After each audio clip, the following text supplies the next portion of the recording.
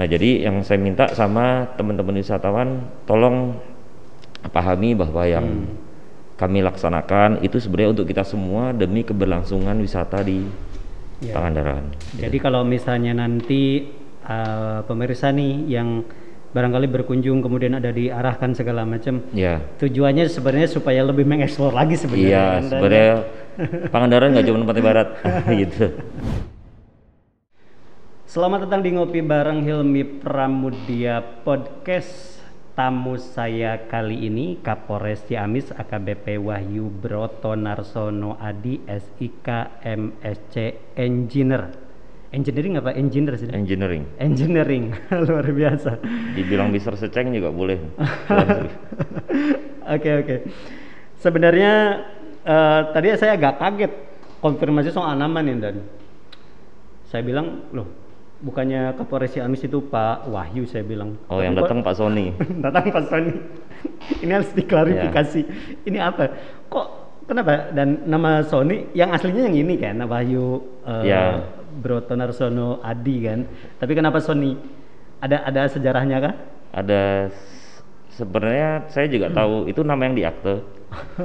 Tapi nama di akte itu saya juga baru tahu pada saat saya TK. Jadi pas TK itu saya pulang lapor orang tua, kok nggak diabsen namanya gitu. Ibu saya protes, guru bilang di absen, tapi nggak ada yang manggil, nggak ada yang ngacung. Saya begitu lihat absen, ini siapa Wahyu Broto? Karena dari kecil saya panggil Sony. Baru itulah saya tahu nama saya Wahyu Broto. Jadi saya lebih akrab dipanggil Sony. Cuman kalau misalkan memang dipanggil Wahyu boleh, dipanggil Broto boleh, tapi dari kecil memang panggil Sony. Jadi itu ya, tapi orang-orang sekarang pada tahunya Sony apa ada Wahyu? Sony, ada Wahyu. Kalau di Broto. Kalau di kesatuan teman-teman sangkatan panggil Sony. Pak Kapolda pun juga taunya Sony. Itu teman kemarin Karo Ops juga sempat bingung, Sony atau Wahyu gitu. Coba ya. Gitu. Tapi ya kadang ya nama itu sudah kayak melekat gitu. Kadang mungkin kalau misalnya pernah kejadian dipanggil Wahyu nggak nengok saya. Iya pernah. Pernah. Ini menarik nih. Oke, Dan ini terkait dengan tugas nih di Ciamis sudah berapa lama berarti?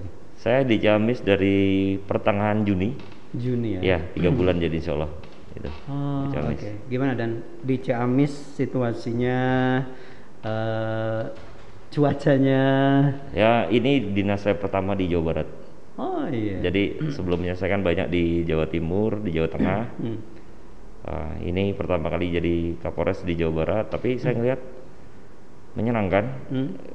Teman-teman di Forkominda betul-betul dukung, masyarakat juga saya bilang ya sangat memahami situasi yang sekarang di COVID ini gitu. Nah ini Dan, terkait dengan pengalaman kerja melanglang buana, tentu sebagai anggota Polri itu kan pernah berkeliling bertugas. Nah saya ingin dengar dulu nih sebelum nanti kita ngobrol lebih banyak lagi, pernah kemana aja sih Kak selama saat jadi anggota Polri? Pertama di Jawa Timur dulu, lulus jadi polisi pertama. Jawa Timur, habis Jawa Timur saya sempat jadi Danton Taruna, habis itu di Akpol. Habis itu di Jawa Tengah. Habis di Jawa Tengah sempat ke NTT sebentar, kita lihat perbatasan Indonesia di situ. Balik lagi ke Jawa Tengah lagi, terus sekarang di. Berarti paling jauh ya ke NTT itu ya, maksudnya untuk tugas. Tapi bersyukur sana saya bisa ngerasakan di perbatasan Indonesia paling selatan, Pulau Rote. Jalan-jalan ke sana ngelihat. Berapa lama itu? Setahun di sana. Ya, dan itu jadi semacam pengalaman. Tapi saya selalu nanya ini nih, kalau misalnya ke orang-orang atau misalnya ke Kapolres kemarin juga saya ngobrol dengan, pernah nggak sih ada pengalaman yang menarik tapi kayak justru malah ngeri-ngeri sedap istilahnya saat tugas misalnya, karena kan pasti kan sebelum jadi Kapolres ada kemana-mana dulu. Pernah nggak sih ada yang sampai gini atau kalau aja? Lucu banyak ya. Nah contoh, itu yang lucu aja deh kira-kira kayak apa gini, mau ngedukasi orang waktu itu pakai helm tuh, karena awal-awal dulu tuh orang masih belum mau pakai helm. Cuman saya harap ini tidak jadi edukasi yang negatif ya. Jadi waktu itu kami ngedukasi untuk pakai helm, orang setelah Jumat pada pakai peci. Nggak mau pakai helm. Akhirnya saya coba edukasi, mereka sampai ngomong gini, Pak, peci ini lebih kuat dari helm. Lihat nih, dia lepas peci dibanting, tuh nggak apa-apa pecinya. Coba pakai banting helmnya, pasti pecah. Ya udahlah, saya nggak bisa ngomong apa-apa. Gitu. Iya bener, itu lucu-lucu. Iya, lucu-lucu. Semacam gitu. Ini ya, ya. Ya kadang kita menemukan sesuatu yang kita, oh ya, tapi ya habis itu ya sempat saya bikin spanduk agak sarkasme sih, sindiran, cuman agak sindiran. Jadi saya cuma bikin spanduk gini, helm digunakan untuk melindungi kepala yang ada otaknya. Ya maksud saya kan karena kepala dia ada otak harus dilindungi pakai helm gitu. Padahal sarkasmenya ke pemikiran gitu ya. Ya sarkasme saya gitu ya. Waktu itu ada di kawasan universitas saya buatkan seperti itu. Waktu kami dinas di daerah Jawa Tengah. Jadi mahasiswa banyak yang nggak mau gitu kan. Akhirnya saya bikinnya spanduk kayak gitu. Ngobrol sama rektor. Ya benar juga, saya bukan maksudnya apa-apa, cuman karena kepala kita ada otaknya harus lebih pakai helm. Makanya kita pikir, waduh berarti kalau ini nggak ada otaknya kan? Oh saya nggak ngomong gitu ya, nggak ngomong gitu. Saya cuman karena berpikir saya karena otak kita tuh ada di kepala harus lebih pakai helm gitu. Oke, dan gitu. Tugas di Ciamis tentu kan sesuatu yang baru lah istilahnya, harus mengenal wilayah. Masalahnya Ciamis itu kan memegangnya Polresnya itu 2 wilayah. Betul, Kabupaten Ciamis dan Kabupaten Ciamis dan Pangandaran. Nah, ketika awal bertugas, apa yang dilakuin dan apa yang diamati, kemudian pasti harus ada sesuatu yang beda yang dilakuin tentu untuk mendukung program pemerintah dan segala macam. Betul. Sebetulnya secara umum standar yang dilakukan oleh semua Kapolres, kami masuk itu di bulan Juni.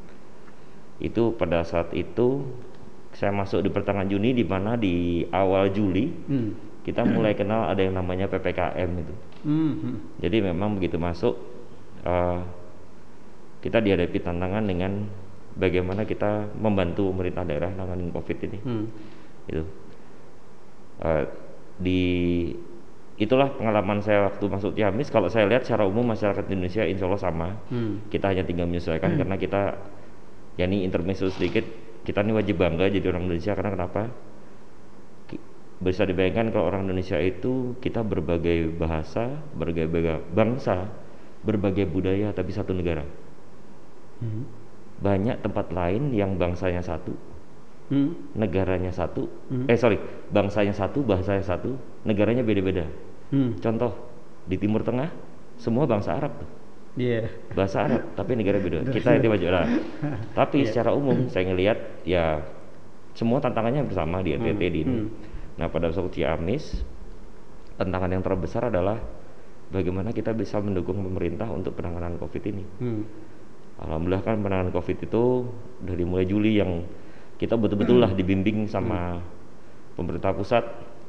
Kita juga kerjasama dengan baik dengan Forkopimda, sehingga kita bisa mencari level yang sekarang ini. Nah, tantangannya yaitu kita juga harus bisa bantu bagaimana percepatan ekonomi, pertumbuhan ekonomi ini bisa terlaksana dengan baik untuk saat ini ya, mengingat dengan insya Allah kita sudah mulai memahami bahwa bagaimana penanganan terhadap COVID itu tantangan terbesar saya sebagai Polri. Karena kami waktu pendidikan nggak pernah sama sekali belajar tentang kesehatan. Gitu. Bener. Jadi harus sekarang itu harus lebih bisa ya, harus segera paham. Sekarang ini saya juga hanya bisa menyampaikan kepada teman-teman Polri bahwa yuk sekarang kita melaksanakan tugas kemanusiaan. Memang kalau secara undang-undang, ini bukan tugas polisi, kita nggak boleh bilang kayak gitu. Ini adalah tugas Polri untuk siapa? Untuk membantu masyarakat melayani. Apapun harus bisa kita layani. Salah satunya tugas kemanusiaan menangani COVID ini.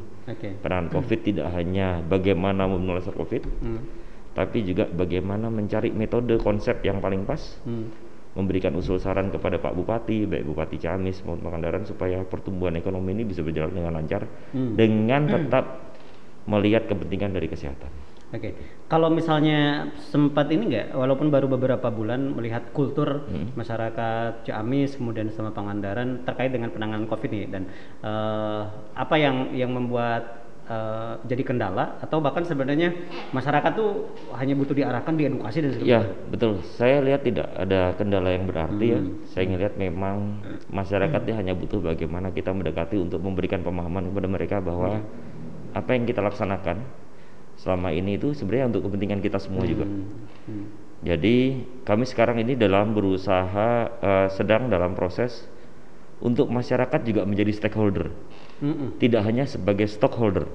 Tidak, karena kan kalau logikanya masyarakat itu kan sebagai pemegang saham nih. Kalau diibaratkan sebuah perusahaan kabupaten ini, pemegang sahamnya itu ya masyarakat yang mengharapkan keuntungan itu.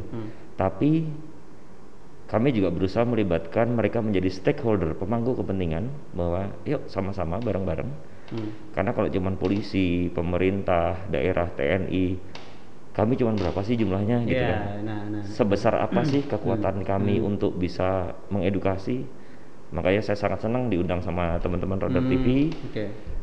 Inilah salah satu kekuatan bagaimana kita bisa bantu sama-sama untuk mengedukasi itu tadi. Mengedukasi tidak hanya masyarakat tapi ke kita semua. Yuk kita satu pemahaman, kita kompak. Bagaimana kita menangani COVID bareng-bareng? Bagaimana kita melaksanakan kegiatan ekonomi dengan tetap mementingkan kesehatan. Nah ini yang menarik dan soal terkait dengan kemampuan atau kekuatan, bahkan lebih spesial lebih jumlah personel misalnya satu Mako, apalagi Polres Ciamis kan membawahi 2 wilayah. 2 wilayah. Ini gimana nih kalau misalnya kita berbicara Tasik? Oke lah, Tasik kan ada 10 kecamatan, dikit banget gitu.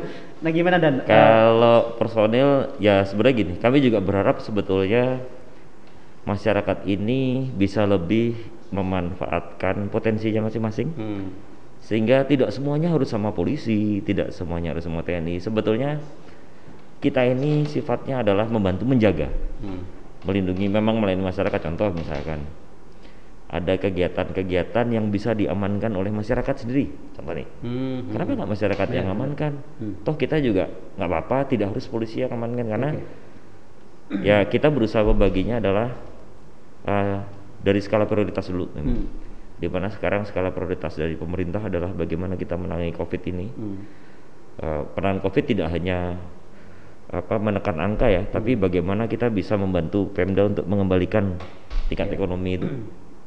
Nah, sehingga saya berharap kalau misalkan masyarakat itu bisa bisa swadaya. Kayak dulu kan ada Siskamling, ada apa, polisi, insya Allah kami ini cuma total 800 polisi. Harus semua dua kabupaten. 2 kabupaten ini di Ciamis penduduk 1,4 juta, di Pangandaran 400.000, total 1,8 juta.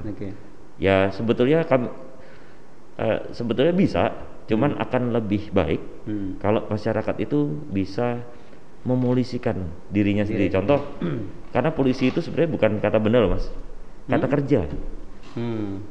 Kita ada yang namanya policing. Policing itu contoh, saya punya adik nakal, saya jewer, itu tindakan polisi tuh. Kita ngingetin orang untuk berbuat baik, itu tindakan polisi. Nah kalau semua masyarakat bisa seperti itu, saya yakin mungkin lama-lama polisi bisa didikitin aja gitu. Jadi istilahnya jadi polisi untuk diri sendiri ya. Betul, jadi polisi untuk diri sendiri.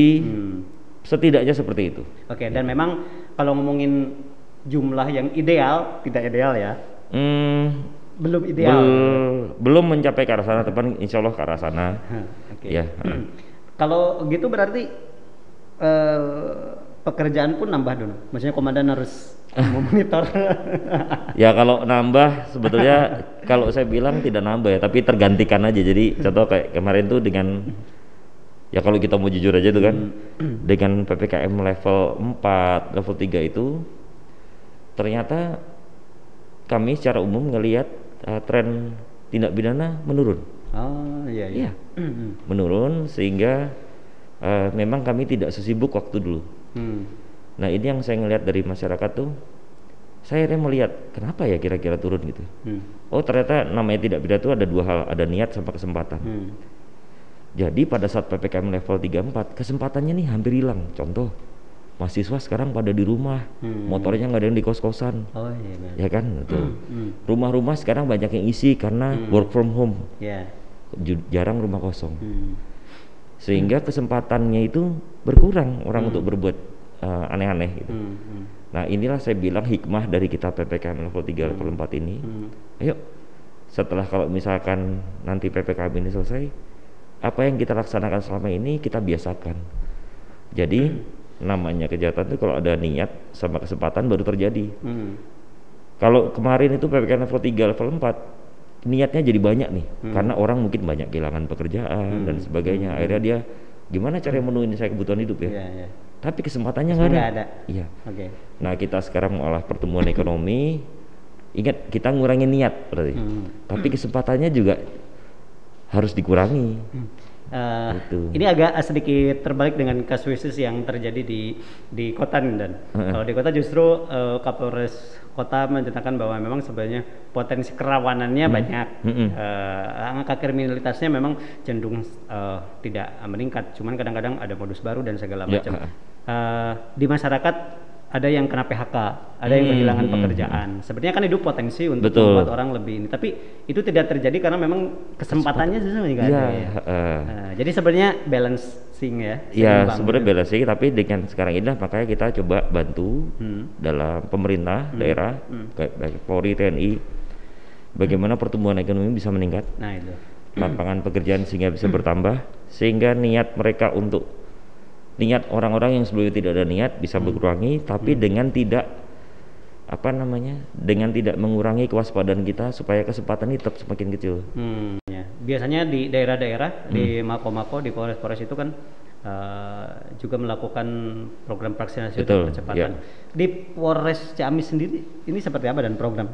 Ya kalau untuk tim vaksinator kita juga sudah menyiapkan beberapa. Kami membagi Ciamis itu menjadi dua, Ciamis Utara dengan Ciamis yang Selatan, sama Pangandaran. Jadi dia tiga kelompok. Tapi memang akhir-akhir ini ada sedikit yang kegiatan kita agak berkurang di Ciamis Selatan karena memang ada sebagian personel kita harus melakukan kegiatan yang sebetulnya ya kegiatan tambahan. Jadi tapi insya Allah kami masih bisa memenuhi target untuk kegiatan vaksinasi. Nah ini yang paling mungkin sering terjadi ketika polisi menemukan nggak sih kasus-kasus yang masyarakat yang mungkin termakan hoax yang tidak mau divaksin. Gimana? Ada cerita itu? Di awal kami Dinas Ciamis agak banyak ya. Jadi vaksin seperti ini, seperti itu. Cuman saya rasa kondisi sekarang sangat berbeda, karena dalam 3 bulan ini selama saya masuk ini kami melihat bagaimana aktifnya Pak Bupati, Pak Dandim untuk memberikan sosialisasi. Kami juga memanfaatkan karena di Ciamis banyak pesantren ya, para pembina-pembina pesantren ini, dan alhamdulillah justru dari mereka lah yang saat ini banyak mengirimkan surat kepada kami Satgas COVID untuk proses vaksinasi. Sehingga dari surat-surat teman-teman inilah yang kami jadikan dasar untuk kami nyusun jadwal vaksinasi mau di mana saja hari ini. Sehingga itulah yang kami gunakan untuk dasar mengajukan kebutuhan vaksinasi kami kepada pemerintah di atas.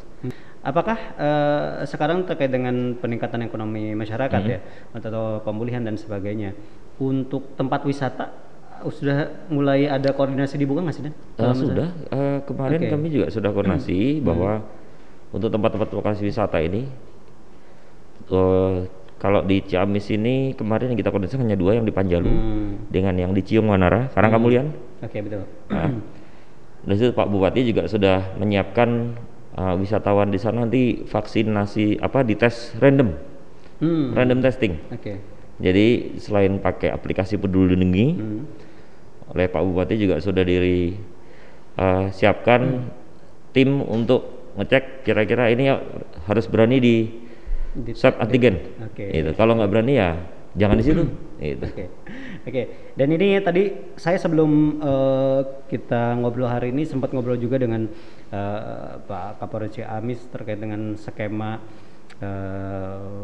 terkait dengan mengantisipasi kunjungan ke Pangandaran nih, Dan. Oh ya. Karena setiap orang hari ini mungkin karena memang sempat juga tertahan karena PPKM. Ya. Kan pengennya liburan dan. Ya betul. Bener kan.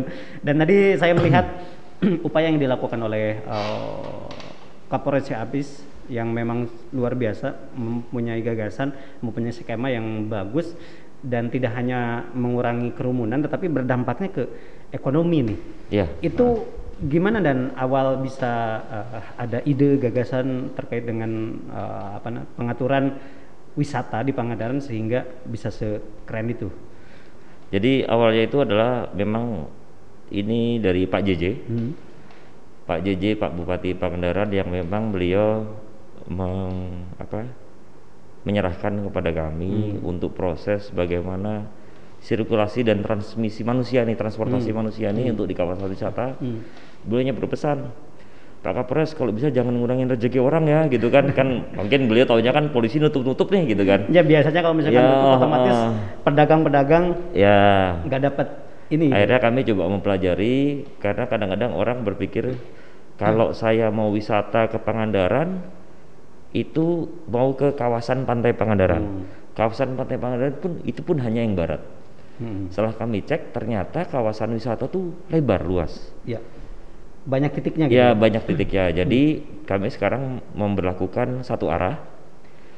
Karena dengan satu arah itu jadi semua objek wisata terlewati. Jadi contoh di kawasan wisata. Jadi Pangandaran itu kalau kabupaten kita mau kabupaten itu ada 8 lokasi yang besar. Salah satunya kawasan wisata Pantai Pangandaran. 8 ini ya termasuk Batu Karas, Batu Hiu, Citumang, kemudian Karangnini, Karapia, Green Canyon dan sebagainya itu. Nah, salah satunya adalah kawasan Pantai Pangandaran. Kawasan pantai ini pun itu sebetulnya ada banyak titik yang bisa dijadikan wisata. Contoh ada Cagar Alam, Pasar Wisata, Pantai Timur, Pantai Barat, alun-alun Pamprokan, jogging track, kampung turis. Nah itu. Sekarang ini masyarakat ternyata terfokusnya hanya di satu titik. Di mana? Pantai Barat. Nah, oleh karena itu kami kemarin ngajukan konsep ke Pak Bupati yang alhamdulillah beliau menyetujui dan dukung konsep satu arah sehingga semuanya terlewati. Semuanya terlewati. Kemudian kami juga sampaikan beliau bahwa Pak, konsep ini adalah tujuannya memecah kerumunan, termasuk untuk membagi rata rezeki. Jadi jangan sampai hanya yang di situ di satu tempat aja yang ramainya, sementara wisata yang lain sepi. Sementara kapasitas kawasan Pantai Pangandaran luas sekali. Kok yang penuh cuma satu titik? Oke, kita coba sebarkan biar mereka juga ngelihat ada Pantai Timur, ada alun-alun Pamprokan, ada kampung turis, ada jogging track, sehingga nanti bisa berwisata dulu di situ. Jadi kami sistemnya adalah pembagian waktu, di mana kami melihat secara kebiasaan itu waktu-waktu yang panjang, waktu-waktu yang ramai di Pantai Barat yang mana, itu yang kami tutup akses hanya ke Pantai Barat. Sedangkan untuk lokasi wisata lain tetap kita buka sehingga setelah masyarakat tersebar ke sana, baru setelah agak sepi baru kita buka yang akses hanya untuk ke Pantai Barat. Gitu. Jadi itu skema yang dibuat dan saya pikir benar tadi, dan dalam artian kadang selama ini sebenarnya ini bisa dilakukan terus-menerus loh, tidak hanya insya Allah, ini. Insya Allah. Karena apa? Selain tidak mengurangi kerumunan, si pengunjung ini tahu gitu. Pangandaran tuh tidak hanya Pantai Barat aja, tidak hanya Pantai Timur. Ini keren, harusnya pemerintah bisa benar-benar melakukan program ini jangka panjang untuk menyebar ini gitu. Jadi memang yang kami usulkan kepada Pak Bupati adalah bagaimana pengaturan arus lalu lintasnya sehingga proses pemerataan ini bisa terjadi. Jadi orang tidak hanya terfokus ke satu titik, padahal sebenarnya banyak titik yang lain yang saya bilang sama indahnya. Contoh Pantai Pangandaran itu satu-satunya pantai yang kita bisa lihat sunset dan sunrise. Pantai lain mana ada, nggak ada bisa. Gitu. Tinggal terus hanya berubah posisi ada aja. Kampung turis. Contoh kami lihat juga teman-teman di sana yang botram yang suka naik pickup terus isinya orang banyak. Orang itu kan kadang-kadang mereka hanya ingin makan. Botram itu. Botram itu ya. Itu kan hanya ingin makan.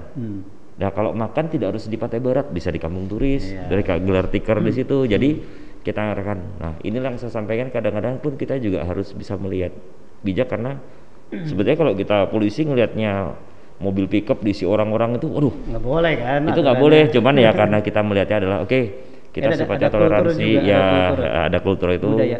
mungkin edukasinya juga harus pelan-pelan. Ya paling kendalanya hanya itu, cuman saya bilang itu bukan suatu masalah. Intinya adalah bagaimana kami ini punya konsep, Polri ini di Polres Ciamis ini punya konsep, kami semaksimal mungkin bisa membantu Pak Bupati Ciamis, Pak Bupati Pangandaran dalam penanganan COVID. Setelah COVID tertangani, bagaimana kita bisa mendukung beliau-beliau supaya pertumbuhan ekonomi di 2 kabupaten ini bisa berjalan dengan baik. Program yang tadi memang sudah sangat tepat menurut saya, karena ya apa yang dilakukan kan justru malah menguntungkan, yaitu tadi karena kita berbicara Pangandaran, ada banyak sekali titik-titik, apalagi yang sekarang dikembangkan lebih banyak lagi. Program itu sampai saat ini dinilai berhasilkah? Dan Insya Allah Pak ya, Insya Allah program ini kemarin kami memang masih mencoba berbagai konsep. Ya kan, konsep terakhir yang pekan lalu kami laksanakan adalah kami penutupan.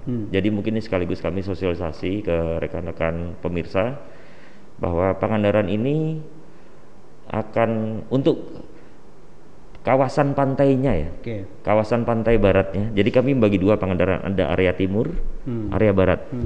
Area timur ini isinya pantai timur, pantai barat, dan pasar wisata. Area barat itu isinya alun-alun Pamporkan, jogging track, dan kampung turis. Nah, area barat inilah yang biasanya sepi. Nah, oleh karena itu untuk di kawasan pantai Pangandaran, untuk yang pantainya ya, di area baratnya ini, area timurnya nih, itu paling kami tutup paling lambat Sabtu malam, dan kami buka paling awal itu hari Minggu pagi. Ya, jadi jamnya itu untuk yang 1 malam kami paling lambat tutup itu jam 2 pagi, paling lambat. Tapi bisa aja kami tutup jam 1, bisa kami tutup jam 11 malam, bisa kami tutup jam 9 malam. Kami juga sudah koordinasi sama teman-teman hotel di kawasan itu bahwa untuk menyampaikan kepada pengunjung yang di hotel itu kalau dia keluar dari area timur nggak bisa masuk lagi ke pantai barat sampai Minggu siang jam 11. Tujuannya apa? Masyarakat yang masuk pada hari itu bisa mengisi di area barat yang kosong. Fokus ini. Di situ gitu ya? Bisa ngisi area barat karena selama ini saya lihat penuhnya tuh kayak kalau misalkan kayak sayap gini. Berat sebelah kan? Berat sebelah. Nah, yang kami lakukan adalah bagaimana menyeimbangkan. Sehingga kalau misalkan dua sudah penuh, baru kami tutup pintu utama. Karena kenapa? Kalau di awal kami tutup di pintu utama, yang di sini nggak dapat rezeki, ya kan? Terus bisa pecah nanti di Batu Karas, karena kapasitasnya sedikit, di Batu Hiu, gitu. Jadi kami coba penuhi dulu dengan meratakan. Setelah kira-kira ini, sudah sesuai Inmendagri udah 20% sudah terpenuhi, baru. Gitu. Berarti dan gini, kalau misalnya masyarakat hari ini yang mau berlibur ke Pangandaran, itu ada syaratnya dan apa yang harus dilakukan? Syaratnya nanti download aplikasi Peduli Lindungi, terus usahakan sudah vaksin, karena kalau belum vaksin nanti nggak apa-apa, kami siapkan vaksinasi di sana. Jadi Pak, kami sudah kerjasama dengan teman-teman PHRI. Untuk kami ada spot-spot lokasi vaksin di beberapa hotel. Untuk vaksin yang rutin setiap akhir pekan ada di Satpol Air Polres Ciamis yang di dekat pelabuhan, yang dekat lapangan Doyong itu. Betul. Nah, jadi yang saya minta sama teman-teman wisatawan, tolong pahami bahwa yang kami laksanakan itu sebenarnya untuk kita semua demi keberlangsungan wisata di Pangandaran. Jadi kalau misalnya nanti pemirsa nih yang barangkali berkunjung kemudian ada diarahkan segala macam, tujuannya sebenarnya supaya lebih mengeksplor lagi sebenarnya. Sebenarnya Pangandaran nggak cuma pantai barat gitu. Dan tadi sebenarnya saya penasaran terkait dengan potensi atau kerawanan sebenarnya di tengah pandemi ini. Apakah apa yang harus diwaspadai? Walaupun tadi dari sisi kecepatan memang agak minim, tapi dari orang melakukan niat karena memang terdesak kebutuhan mungkin banyak. Nah, kerawanan itu apa yang dilihat di tengah pandemi ini terkait dengan modus baru misalnya atau modus-modus kriminalitas yang terjadi? Kalau di Ciamis sendiri untuk modus baru saya justru melihat jarang ya, hampir tidak ada mungkin selama saya 3 bulan di sana. Karena Ciamis ini memang kalau saya ngelihat dia Ciamis maupun Pangandaran, kita ini kan daerah penyokong Tasik yang saya kira kedinamisan masyarakatnya jauh lebih tinggi di Tasik. Nah, justru kami yang melihat itu adalah di Ciamis ini betul yang saya sampaikan tadi, secara tingkat kejahatan kami menurun. Setelah kami awalnya tuh gini, awalnya saya mikir sampai gini, enak juga ya level 3 level 4 kejahatannya turun gitu kan. Cuma terus kami pikir kasihan tapi masyarakat ekonominya ini dah. Tapi yang saya ambil hikmahnya, yang mudah-mudahan kita semua bisa ambil hikmahnya adalah pada saat kita PPKM di level 3 level 4, saya ngelihat kewaspadaan masyarakat sangat tinggi sekali. Itulah yang saya nilai sebagai policing, tindakan kepolisian. Mereka mengawasi dirinya sendiri, mereka mengawasi orang. Ini yang harus ditindaklanjuti. PPKM 3, PPKM level 4 itu dari sisi Harkamtipmas kami melihatnya kesempatan masyarakat untuk berbuat jahat kecil, tapi niatnya besar. Nah, percepatan ekonomi ini, pertumbuhan ekonomi ini tujuan utamanya kami kalau melihat kepentingan kami Polri adalah menurunkan niat masyarakat supaya mereka punya aktivitas lain. Dan ini terakhir barangkali apa nih Komandan, edukasi terhadap masyarakat soal apapun yang memang menjadi tanggung jawab Polri sebagai pengayom masyarakat, khususnya untuk wilayah Kabupaten Ciamis dan Pangandaran nih. Apa yang ingin disampaikan Komandan? Saya berharap teman-teman pemirsa masyarakat baik yang di Ciamis maupun Pangandaran, termasuk mungkin teman-teman yang di wilayah aglomerasi Tasik, Garut, itu bisa memahami bahwa apa yang dilaksanakan oleh Polri, apa yang dilaksanakan oleh TNI dan Pemda, itu tujuannya adalah kita untuk menghadapi COVID ini secara bersama-sama. Jadi COVID ini nggak bisa kalau cuman dihadapi oleh kita semua, kita yang harus nyuruh-nyuruh sana sini, tapi akan lebih bermanfaat apabila semua elemen masyarakat bisa memahami bahwa oh iya, saya harus menjaga kesehatan. Pesan Pak Presiden cuma 3, vaksinasi, terus isoter sama masker. Vaksinasi cara gimana? Ayo kalau bisa lihat temennya yang belum divaksin, diajak. Isoter gimana? Ayo kalau misalkan lihat ada temennya yang positif gitu kan, dia masih isoman, minimal diawasin atau enggak Pak diajak untuk, karena sekarang semua kabupaten sudah memiliki fasilitas isolasi terpusat. Terus yang terakhir, Pak Jokowi udah bilang bukan nggak perlu ya, udah nggak usah muluk-muluk 5M, 3M, 1M. Masker. Ayo semua pakai masker, apalagi sekarang masker tuh mudah-mudahan udah kayak jadi tren ya. Jadi saya berharap masyarakat memahami itu, memahami bahwa apa yang kita laksanakan selama ini adalah tujuannya untuk kita semua, bukan hanya untuk masyarakat, bukan hanya untuk Polri. Itu. Baik, dan ini adalah perbincangan yang cukup inspiratif untuk pemirsa di rumah, apalagi tadi terkait dengan bagaimana masyarakat Kabupaten Ciamis, juga masyarakat Kabupaten Pangandaran yang pengen liburan, tentu dipersilahkan. Kalau ada yang pertanyaan, bisa liburan nggak sih ke Pangandaran? Tentu bisa, tapi tadi sudah disampaikan bagaimana sebenarnya aturan-aturan yang harus dilakukan dan upaya-upaya yang dilakukan kepolisian, tentu untuk kebaikan kita bersama. Sampai di sini podcast Ngopi Bareng bersama saya, mudah-mudahan apa yang disampaikan bermanfaat. Sampai jumpa. Wassalamualaikum warahmatullahi wabarakatuh.